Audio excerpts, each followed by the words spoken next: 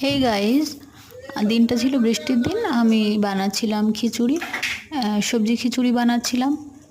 খিচুড়ির সঙ্গে ছিল বেগুন ভাজা এবং মাছ ভাজা।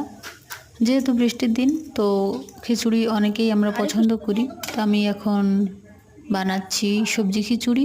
আমি প্রথমে ডাল চালগুলো ভালোভাবে ধুয়ে নিয়েছি এবং তার উপরে কিউব করে কেটে রাখা আলু দিয়ে দিচ্ছি এবং দিয়ে দিচ্ছি আমি বেশ কিছু সবজি, যার মধ্যে ছিল পালং শাক, গাজর, বিনস, টমেটো।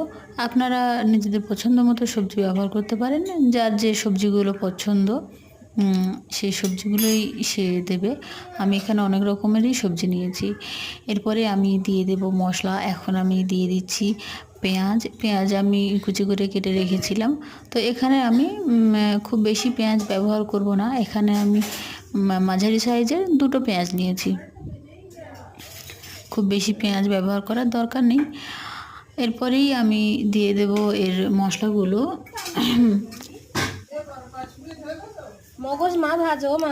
হে গাইস, দিনটা ছিল বৃষ্টির দিন। আমি বানাচ্ছিলাম খিচুড়ি, সবজি খিচুড়ি বানাচ্ছিলাম। খিচুড়ির সঙ্গে ছিল বেগুন ভাজা এবং মাছ ভাজা। যেহেতু বৃষ্টির দিন, তো খিচুড়ি অনেকেই আমরা পছন্দ করি। তো আমি এখন বানাচ্ছি সবজি খিচুড়ি।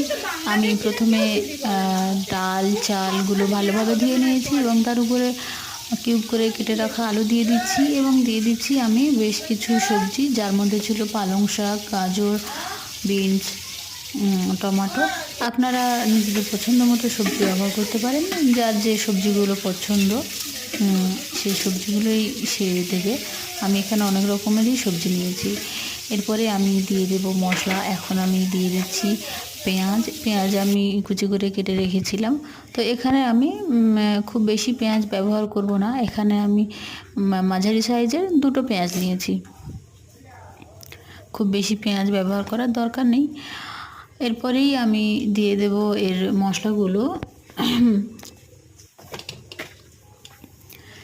এখন আমি দিয়ে দিচ্ছি এক টেবিল চামচ হলুদ গুঁড়ো।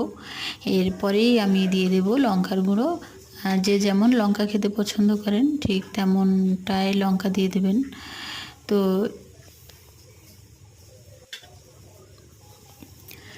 এখন আমি দিয়ে দিচ্ছি এক টেবিল চামচ হলুদ গুঁড়ো। এরপরেই আমি দিয়ে দেব লঙ্কার গুঁড়ো।